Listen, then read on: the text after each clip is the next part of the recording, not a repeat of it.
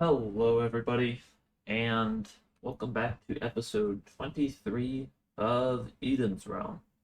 So, you can see behind me here that I am in the Guardian Farm area, and we're getting really close to being done. I wanted to bring you in right before the end here and just kind of show you how much work I have done. We're getting really close here. I just finished running my last couple of flying machines. You can see the slime and honey right there, and we are getting super close. I am almost done. You can see these screenshots here that I took about midway through the process, and I have just been working head over heels to get this done. I wanted to start this episode as soon as possible because I got some good plans for today, but it has just been a pain to do. I did not expect it to take this long. I I don't know what I was thinking when I went into this building a 120 radius circle. I don't know what I was expecting, but it was not this amount of work. But we're super close to being done, and yeah, so I'm gonna finish this up and we'll get to going here. But basically, what I've just been doing is I'm either running the flying machines that you can see there, um, or I'm just placing and breaking sponges as I go along. So, like in these small areas where it's 3 wide, I can do it without too much fuss, but in some of the bigger areas, it starts to become more of a problem. And my netherite hoe has taken a beating. It's almost done. You can see it's got 77 durability left, which is just crazy. And if we go to statistics, you gotta remember this got reset. I think it was episode 19, maybe, or 18. I don't remember. But if we go to times mined, so in the last about 2 months, and that's basically all I've done while I've been working. Well, all of the time that I've spent working on this farm has been here. And you can see just how many times I have mined these dang sponges. I'm getting tired of it. It's too much. I can't handle it anymore. I'm ready to be done and not touch these sponges again. I'm just so ready to be done. Oh, and also, I tried out some of the, or I tried out one of the extended render distance mods, and it didn't really work out well. I might try another one that works a little bit differently. I'll have to look into it, but I think my GPU is just an old enough version that it can't handle that much. I tried it and I put it to like 128 render distance, and it basically sat at about 50 frames per second, which isn't terrible considering how much stuff was getting loaded, but I wanted better performance than that. I think for now we're gonna have to live without it until I either get a new GPU, which hopefully I will within the following year. I'm looking at saving my money to do that, but we'll have to see. That's definitely not first priority for my money in life right now. But yeah, so I'm gonna keep looking and see if I can find a better mod for that. It's all done. Everything is cleaned up. It's just a bunch of empty space now, which I know isn't that exciting, but it means that I'm all done and pack up all my random shulker boxes that I have left around here. Clean up this wall really fast. I do not plan on working on the actual Guardian farm today. I'm looking forward to taking a break from this area, if you can believe it. I've spent a whole lot of time here, and I have no need to spend any more. I don't know how many hours my life has been, I won't say wasted here, but spent here is the best word for it. As you can see, there's still water inside the temple. I'm not gonna clear it out until I put in the like actual structures.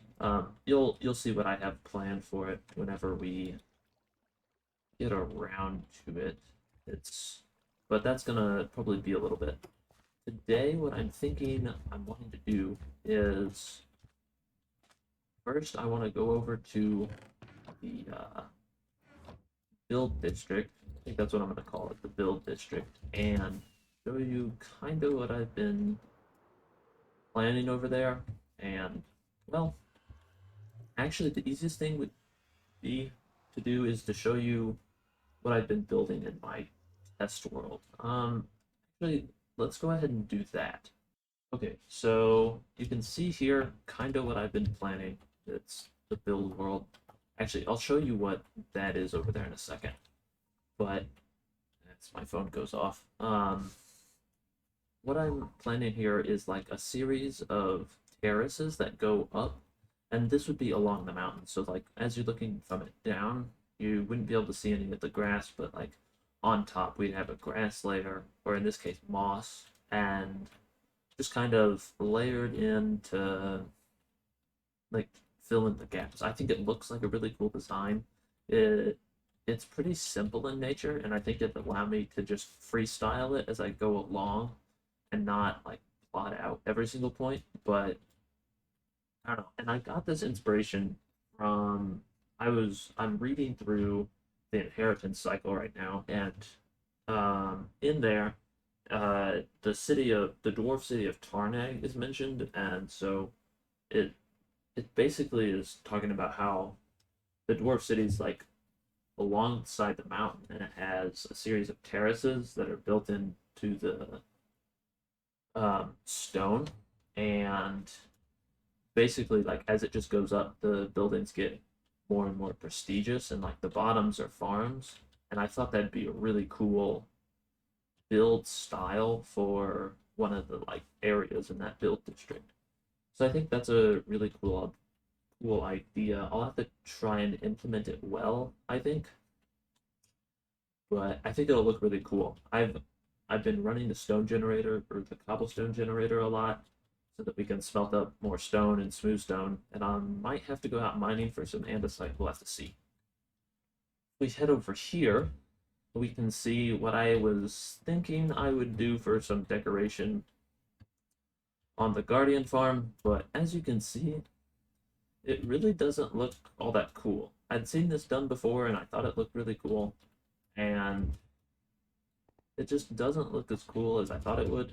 I know that I have the connected glass pictures on as of right now, but it's, I don't know. And it'd also take an insurmountable amount of glass. It'd just be an insane amount. So I don't think I'm going to do this, so I'm going to have to come up with another idea for the farm, which is partially why we're not working on it today. But yeah, that's in the back burner. And then, oh man, I got so much stuff going on around here. I was messing around for some build styles, and I wanted to use the mud bricks for the like low level houses in the build district. And so like mud bricks and spruce wood, and it gives it like a brown, like just dingy look, which is what I'd be going for in that area. So yeah, and then like you can see, like the dirt is it's just not very, I guess clean is the word for it. I was trying to mix in some of the dripstone block, but it just didn't work out well. And like this is the kind of build palette I was looking at. We'll have to figure out exactly what I'm wanting to do. This is just kind of a rough sketch of an idea. But yeah, that's kind of an idea. I know I showed you a lot of random little things here, but let's go back and go look at the Citadel. Over here at the Citadel, you can see I've done a little bit of work. I've put in some just basic stone around the edges so that it's not floating up in the air, and I think that looks pretty good. I might come in and actually decorate with some iron and coal ore. Seeing that here makes me think about it. But I want to move my portal and I guess my shulker boxes and ender chest into here. And I think for right now, I'm going to use the Citadel as my base of operations and just kind of do everything out of there. It seems like a fitting place to do it, seeing as it's up high and it's got enough space inside that I won't feel cramped, but I also don't feel like I'm wasting the space. So yeah, I think that's what we'll go with. But I also want to get started on the, I don't want to call it the dwarven city part, but I guess um, I don't know, I'll have to think of a name for it. But I'm going to start down here with the terraces, and we're going to see how it goes. So let's do it.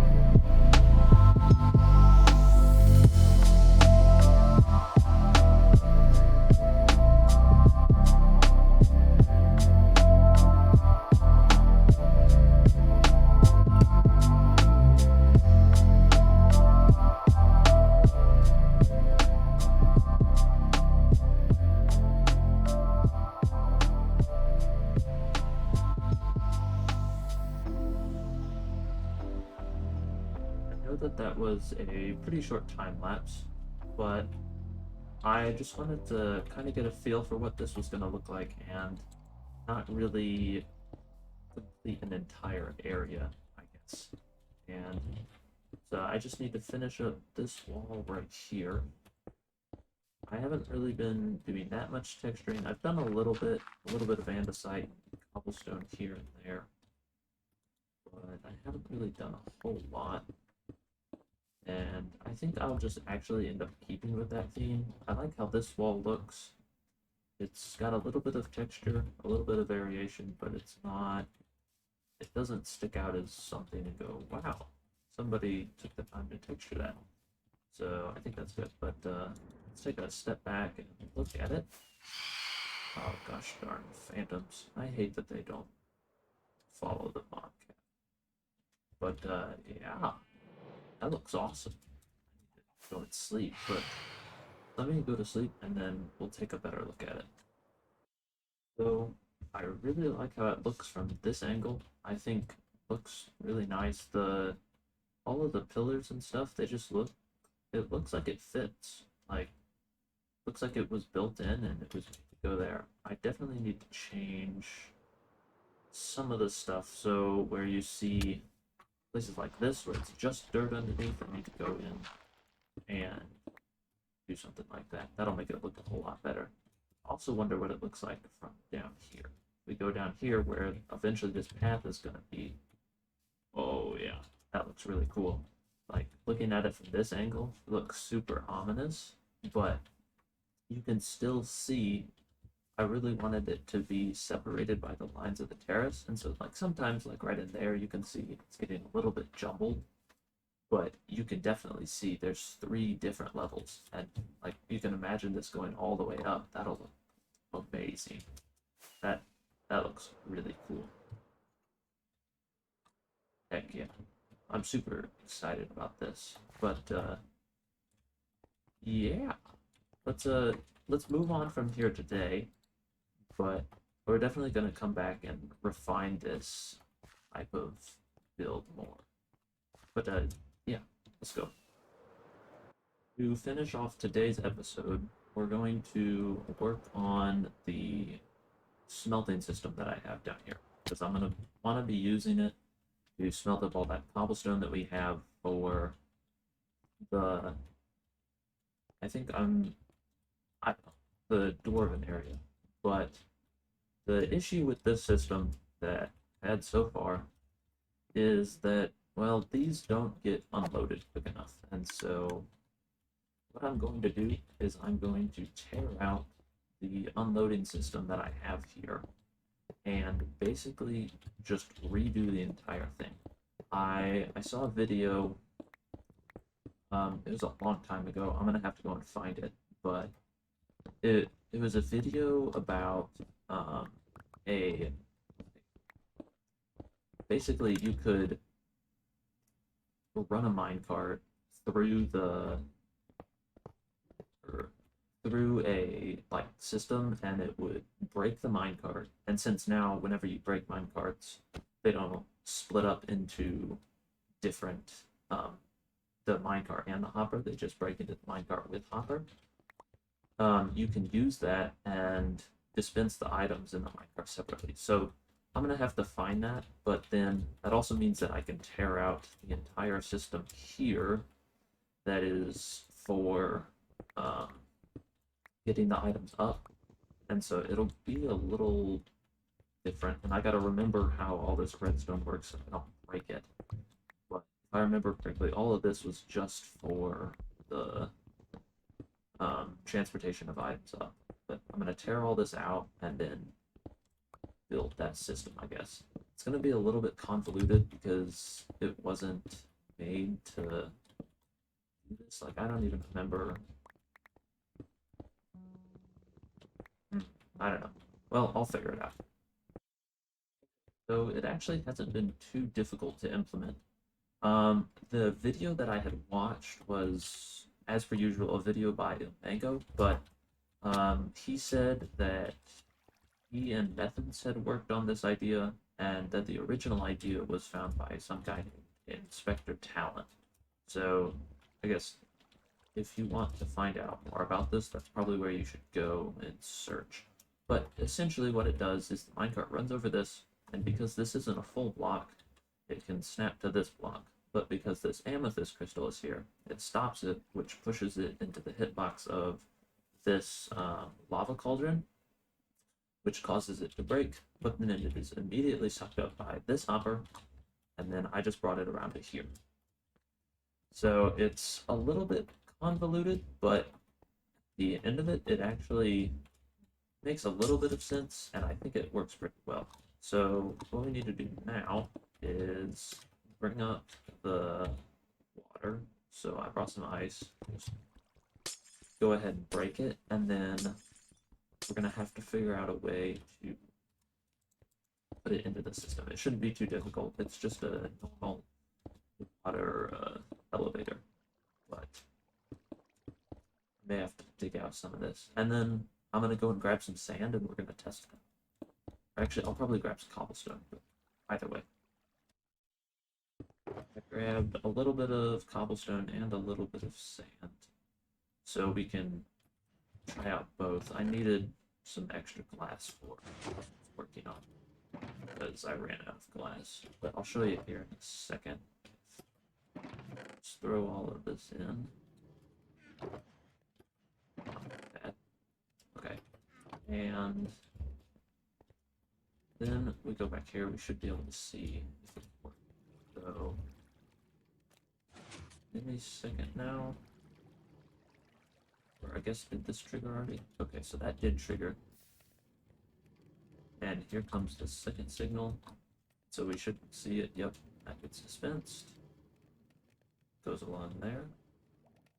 Did we see anything? Oh, yep, there is stuff up there. Oh, gotta get out of the way. So up there, and yep. So we did get some stone, and yeah, there comes the glass. Awesome, that's working super well. Honestly, that's probably the biggest fix that I need. Oh, and actually, I'm gonna have to remove that what's it called? The furnace system right there, because occasionally you can see I'm getting blaze rods. It picks up the excess blaze rods from the extra furnace, and so I don't want those coming out. And I think all I have to do is just remove that from the system, and that'll solve all of the problems. Put that there. Break that. Oh, okay, good. Okay, yeah. And then that should roll right over that, which will give us all the room we need. 5. I'd like to get out, please. Okay, there. Right like that. And yeah, I think it's all working as it should. Let's see here. Nice. We can see it transferring through here. It's exactly what we want, yeah. Down over here, and we can take a look in the output chest. And yeah, you can see it all. That's really, really good. I'm gonna wait for this to finish, and then I'm gonna go and remove that hopper. So it's all finished up now, and this is the hopper that needs to be taken out. So just carefully take this out. Oh wow, got a lot of XP in it. It's kind of like an XP farm, I guess.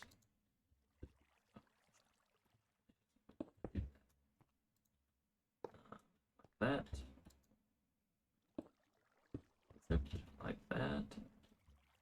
And then that on top. Awesome. So, in theory, everything should work just fine. It'll smelt one less item per run, but I think that's okay. Some of these two furnaces occasionally don't get one. I don't understand why.